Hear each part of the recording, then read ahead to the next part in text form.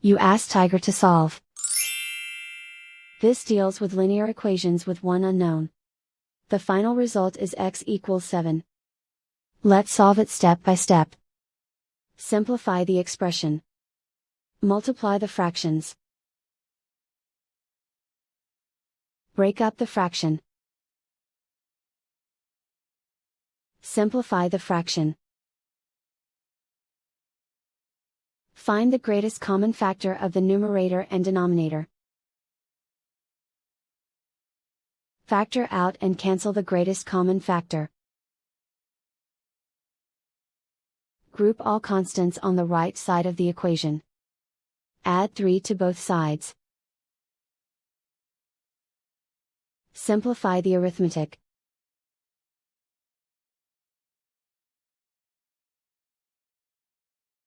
Isolate the x.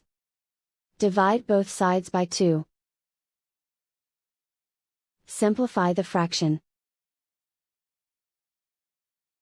Find the greatest common factor of the numerator and denominator. Factor out and cancel the greatest common factor. And so the final result is x equals 7.